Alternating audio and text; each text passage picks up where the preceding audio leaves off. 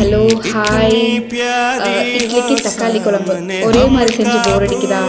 இந்த மாதிரி ஒன்று செஞ்சு பாருங்கள், செம்மையாக இருக்கும். இன்னும் 2 இட்லி சேர்த்து உள்ளே போகும். இதுக்கு வந்து சின்ன வெங்காயம் பெரிய வெங்காயம் ரெண்டுமே ஆட் பண்ணியிருக்கேன். இது நல்லா வந்து வதக்கி எண்ணெய் ஊற்றி நல்லா வதக்கிட்டு இது கூட 2 பூண்டு ஆட் பண்ணியிருக்கேன். நல்லா வதக்கி விட்டுட்டு தக்காளி ஆட் பண்ணிக்கோங்க. தக்காளி நான் கொஞ்சம் அதிகமாகவே எடுத்திருக்கேன். தக்காளி குழம்புலையா தக்காளி கொஞ்சம் அதிகமாக இருக்கும், வெங்காயம் கொஞ்சம் கம்மியாக இருந்தாலும் ஓகே தான். இதுக்கு நல்லா வதங்கணுன்னா உப்பு போட்டால் நல்லா வதங்கிடும். தக்காளி சீக்கிரம் வதங்கிடும். ஸோ அதனால் உப்பு ஆட் பண்ணிவிட்டு மஞ்சத்தூள் ஆட் பண்ணிக்கோங்க.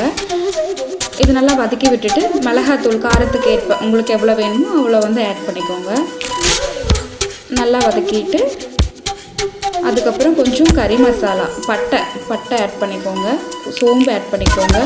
கொஞ்சம் கறி மசாலா தூள் நீங்கள் வீட்டில் வச்சுருப்பீங்களா, மட்டன் மசாலா கறி மசாலா, ஸோ அதை ஆட் பண்ணிக்கோங்க.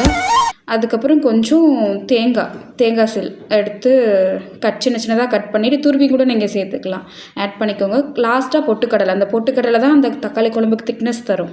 ஸோ அது ரொம்ப மஸ்ட்டு, அதை ஆட் பண்ணிக்கோங்க. அதுக்கப்புறம் தாளிக்கிறதுக்கு நம்ம தேங்காய் எண்ணெய் யூஸ் பண்ணிக்கலாம். தேங்காய் எண்ணெய் ஊற்றிட்டு கடுகு போட்டுக்கோங்க. கடுகு போட்டுட்டு உங்களுக்கு கருவேப்பிலை இருந்தால் போட்டுக்கோங்க, நான் இல்லை அதனால் ஆட் பண்ணிக்கலாம். தக்காளி குழம்பு வந்து இப்படி தான் வைக்கணும், நல்லாயிருக்கும். மறக்காமல் மல்லித்தலை ஆட் பண்ணிக்கோங்க. அதுக்கு டேஸ்ட்